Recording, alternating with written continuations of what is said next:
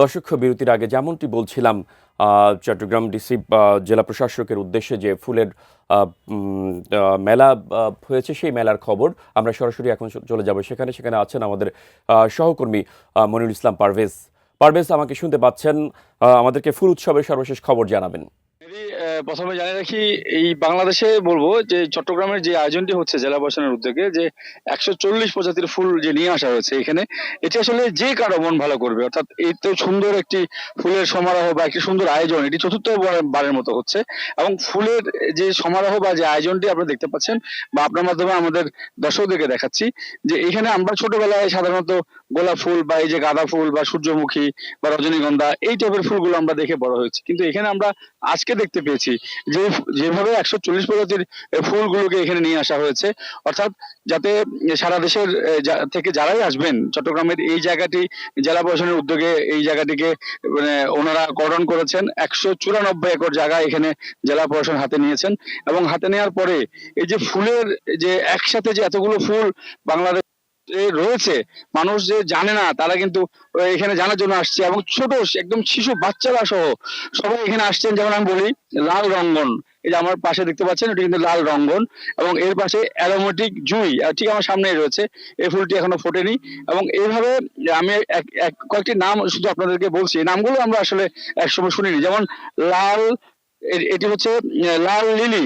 এই যে বামে যে ফুলটি আমরা এখন দেখতে পাচ্ছি, এটি লাল লিলি রয়েছে।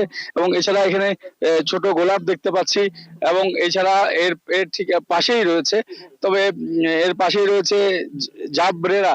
আচ্ছা, এখানে আমি কিছু দর্শনার্থী দেখতে পাচ্ছি, যদি আমরা একজনকে একটু যুক্ত করে নেই এখানে। আচ্ছা, আপু, আপনারা কোত্থেকে আসছেন? আর একটু যদি বলেন, এই যে একসাথে এতগুলো ফুলের সমারোহ দেখতে পাচ্ছেন, মানে আপনার তো ছোটবেলায় সাধারণত 4-5টা ফুল দেখে বড় হয়েছে, হ্যাঁ, কেমন লাগছে আপনার পরিবেশটা? অনেক সুন্দর, আসলে এক কথায় বলতে গেলে অসাধারণ। অনেক সুন্দর। মানে এই ধরনের ফুলের রাজ্যে এসে আমাদের অনেক ভালো লাগতেছে। আমরা ফ্যামিলি সবাই মিলে আসছি, ফ্যামিলি। আমরা আগ্রাবাদ থেকে আসছি।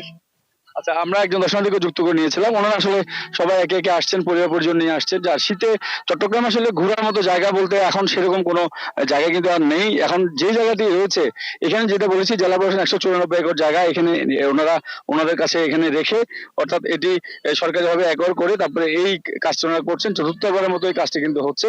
এবং এখানকার যে আয়োজনটা আমরা দেখতে পাচ্ছি, যেটি বলছি, এই যেমন ঠিক ডান পাশে টগর ফুল রয়েছে, এবং দর্শকদেরকে দেখাচ্ছে এসব ফুলগুলো, যেটা বলছি যে ইমপেসিয়েন্স এ ধরনের একটি নামও ঠিক পাশে রয়েছে।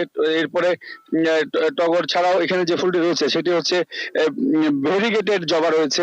অর্থাৎ 140 প্রজাতির ফুল এখানে নিয়ে আসা হয়েছে, এবং এটি মাসব্যাপী চলবে। এবং এর পাশে আমরা দেখতে পাচ্ছি লেক রয়েছে, সেখানে নৌকা ভ্রমণ করতে পারছে। অর্থাৎ বাচ্চাদের জন্য এখানে কিডস জোন করা হয়েছে। সব মিলে যে একটি সুন্দর যে পরিবেশ, সুন্দর একটি আয়োজন, সেটি সবাই সাধুবাদ জানাচ্ছেন। এবং আমরা আজকে দেখেছি সকালে যে এখানকার যিনি সচিব রয়েছেন, অর্থাৎ সিনিয়র সচিব, উনি এসছেন। উনি এসে এই ফুলের এই এই ফুল ফেস্ট যেটি, সেটা কিন্তু উনি উদ্বোধন করেছেন। তো সব মিলে আসলে দর্শনার্থীরা আসছেন, প্রচুর দর্শনার্থী এখানে আমরা দেখতে পেয়েছি, এবং সবাই কিন্তু একসাথে জেলা প্রশাসনকে সাধুবাদ জানিয়েছেন এই ধরনের একটি আয়োজন করার জন্য। যেহেতু সবাই এসে এখানে দেখতে পাচ্ছেন, ঘুরতে পারছেন, এবং অনেকগুলো জিনিস জানতে পারছেন। বিশেষ করে ছোট ছোট বাচ্চারা সবাই কিন্তু দেখছেন, এবং অবাক হয়ে আসলে নামগুলো সবাই কিন্তু পড়ছেন।